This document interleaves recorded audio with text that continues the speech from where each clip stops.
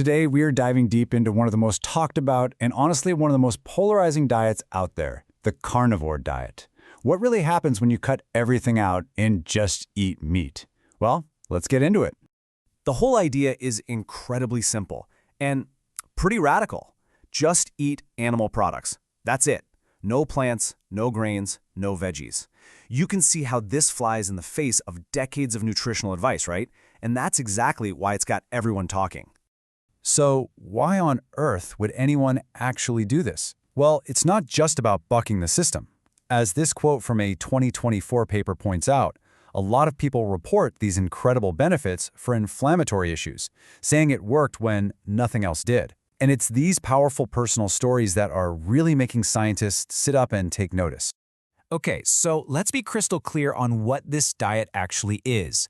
It's an eating plan based completely on animal products. We're talking meat, fish, eggs, and sometimes, for some people, dairy.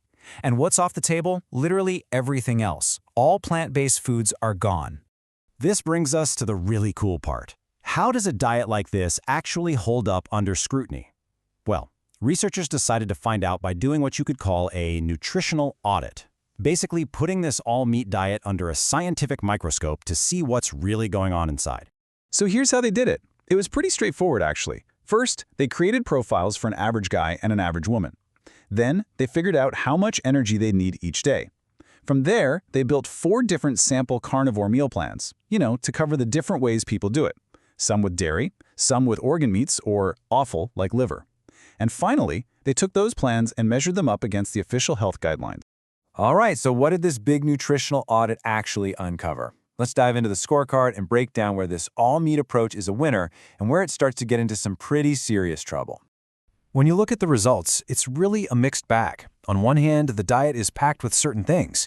You're getting plenty of important B vitamins, especially B12, plus minerals like zinc and selenium. But, and this is a big but, it consistently misses the mark on other crucial nutrients like magnesium, calcium, and vitamin C. And depending on the exact meal plan, things like folate and potassium could be pretty low too. But the most jaw-dropping result has to be the fiber. I mean, it's not even a contest. The recommended intake is around 30 grams a day. On the carnivore diet, you're getting less than 1 gram. It's basically zero. By its very nature, you're getting no dietary fiber. And then you go to the complete opposite end of the spectrum and you find sodium. Now, because this kind of diet can make your body flush out more salt, people are often told to eat more of it. The result in the study? Sodium levels were a staggering 15 to 20 times higher than the recommended upper limit. That is a huge number.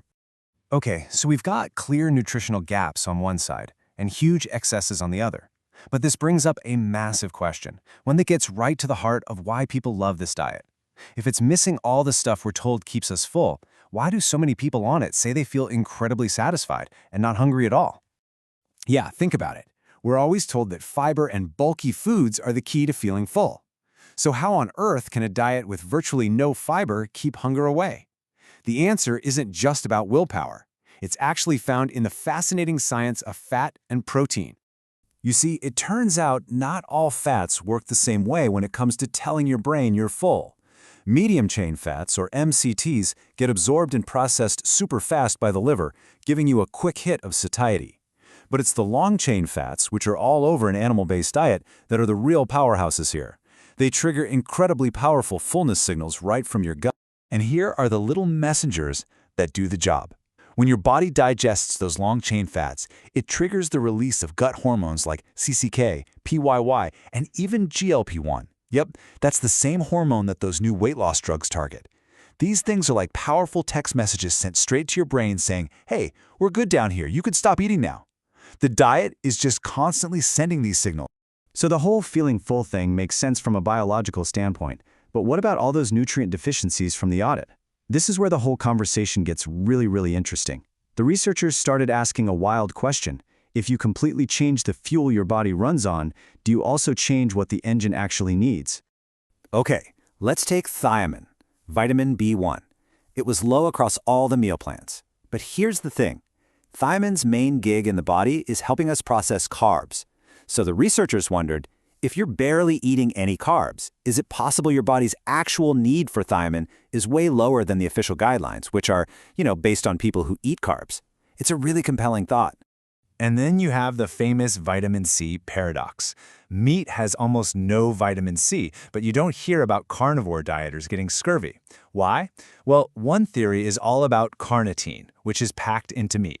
Our bodies can make their own carnitine, but they need vitamin C to do it. So the thinking goes, if you're getting tons of carnitine from your food, maybe your body doesn't need to spend its vitamin C on that internal production line. It's a fascinating idea that definitely needs more research. And finally, there's the whole debate around what some people call anti-nutrients. These are compounds in plants, like phytates, that can actually make it harder for our bodies to absorb minerals like iron and zinc. So the argument here is, if you remove all those plant compounds, does the availability of minerals from meat shoot way up? Maybe the total amount you eat is less important than the net amount your body can actually use. Okay, so after digging through the nutritional audit, the science of feeling full, and all these mind-bending questions, what's the bottom line? Let's try to put all these pieces together. So what should you really take away from all this? First, measured by today's standards, the carnivore diet has some real nutritional gaps you have to think about. Second, you can plug some of those holes by being smart and including things like organ meats and eggs. Third, that feeling of fullness people report isn't just in their heads. It's backed by solid science about fat and gut hormones. Fourth, the idea that our nutrient needs could actually change on this diet is a huge, plausible theory that really needs more research. And finally, if someone's going to try this, doing it safely means careful planning and probably getting some professional guidance to make sure you're not creating new problems. And all this leaves us with one last big idea to think about. The carnivore diet, whether you think it's brilliant or bonkers, really forces us to ask bigger questions. It blows up the one-size-fits-all model of nutrition. And it makes you wonder, as we get better understanding our own biology, are we going to move away from universal food pyramids and start thinking more about what works for each person's individual context and their own metabolic state? Now, that's a question that goes way beyond just eating.